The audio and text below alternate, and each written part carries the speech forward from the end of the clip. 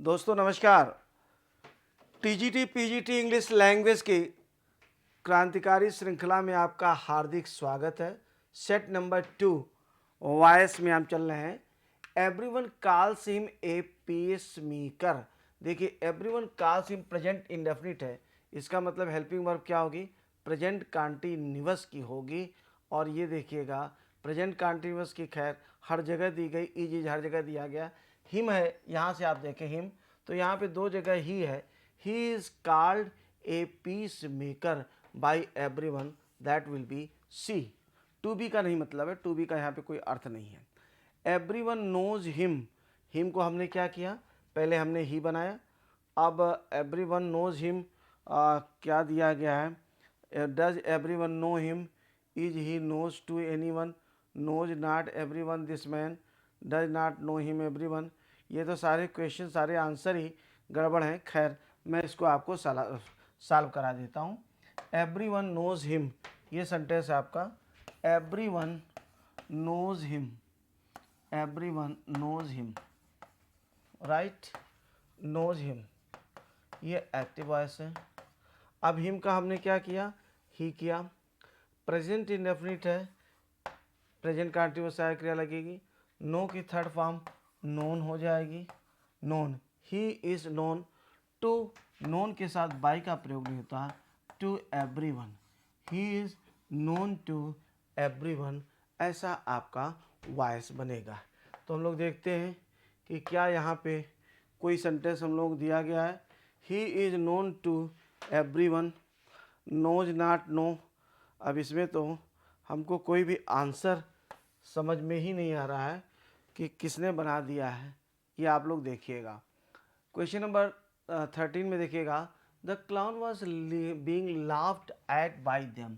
देखिए, by them दिया गया, इसका मतलब दे होगा, हो गया।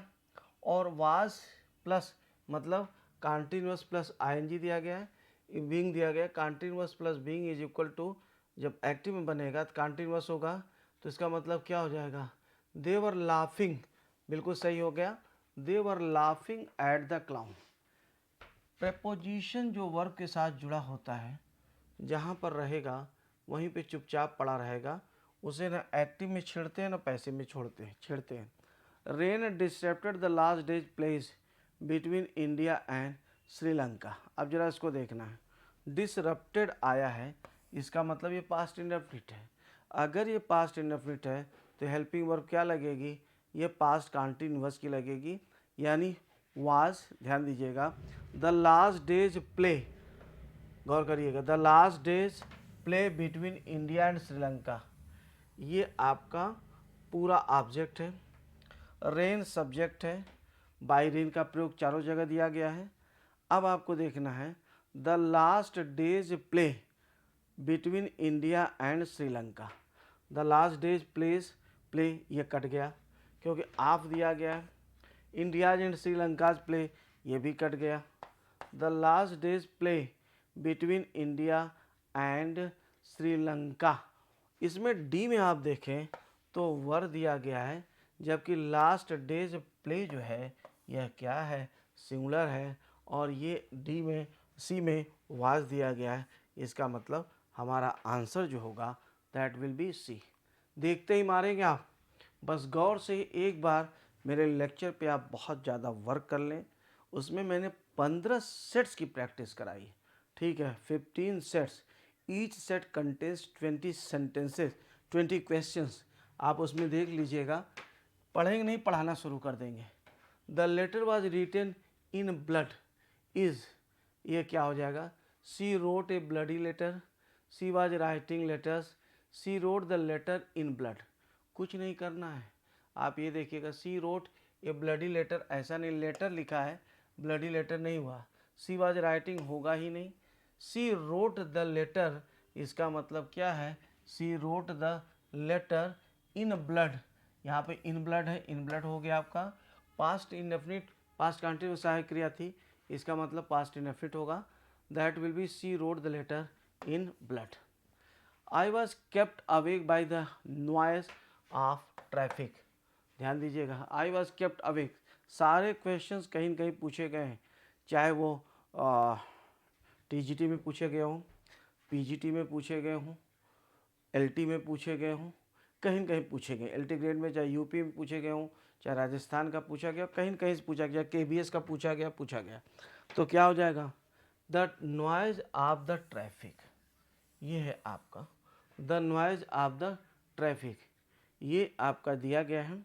इसको आपको सब्जेक्ट बनाना है। The noise of the traffic kept, ये पास्ट इंडेफिनिट हो गया, मी हो गया awake, that will be B, right. सीधा अगर हम पास्ट, मतलब ये ध्यान रखना है, इंडेफिनिट कैसे हमने रूल आपको समझाया हुआ है। इंडेफिनिट को आप कॉन्टिन्यूअस की सहायक क्रिया, पैसिव वॉइस में कॉन्टिन्यूअस प्लस बीइंग, हैव अगर आता है तो आप उसके साथ बीन का प्रयोग करेंगे, बाकी पूरी दुनिया के साथ आप बी का प्रयोग करते हैं। बस उसी का उल्टा, तो पैसिव वॉइस से एक्टिव वॉइस में बदलना है। तो ये बन गया हमारे सामने। क्वेश्चन नंबर नेक्स्ट को देखें। The letter was written in blood, ये तो हो चुका है हम लोगों का। I was kept awake by the noise, ये हो चुका है। God helps those who help themselves, जरा गौर करिएगा। गार्ड सब्जेक्ट हो गया, हेल्प्स वर्ब है। अब यहाँ पे ये पूरा का पूरा ऑब्जेक्ट, ध्यान दीजिएगा, ये पूरा का पूरा ऑब्जेक्ट। कभी कभी जो सब्जेक्ट या ऑब्जेक्ट, ये दोनों एक शब्द के न हो करके कई शब्दों के होते, पूरा का पूरा क्लास होता है। तो अब ये देखिएगा, guard helps those who help themselves, तो पहले हमने क्या किया, दोज हु हेल्प देमसेल्व्स, ये तो बन गया सब्जेक्ट हमारा। अब चूंकि प्रेजेंट इंडेफिनिट है तो सहायक क्रिया क्या होगी, प्रेजेंट कॉन्टिन्यूअस की होगी। और ये यहाँ पे क्या है, दोज हु हेल्प देमसेल्व्स, ये तो आपका दोनों जगह दिया गया है, लेकिन यहाँ पे विल भी दिया गया है, ये प्रेजेंट कॉन्टिन्यूअस है, यानी सहायक क्रिया आपकी सही लगी हुई है। इंडेफिनिट की वजह से सहायक क्रिया कॉन्टिन्यूअस की।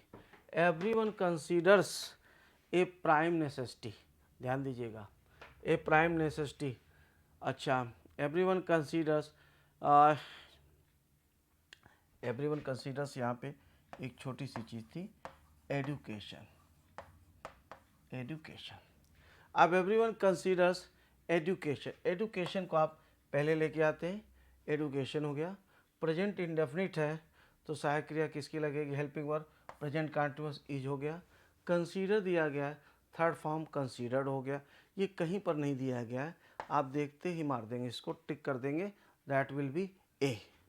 इसके बाद question number 19, the negative of I have seen you. खैर ये वॉइस का क्वेश्चन नहीं है, तो इसको हम लोग बाद में देखेंगे। अब आप क्वेश्चन नंबर 20 को देखें सीधे। The interrogative you had a comfortable journey is, ये भी नहीं है इसमें, तो इसको भी हम लोग सिंथेसिस और ट्रांसफॉर्मेशन का जब क्वेश्चन करेंगे तब हम आपको दिखाएंगे। तो उम्मीद करता हूँ कि आपका कॉन्फिडेंस धीमे धीमे बढ़ रहा होगा, बहुत अच्छा कर रहे होंगे। Thank you very much. तो राहुल को जरा बुलाइए।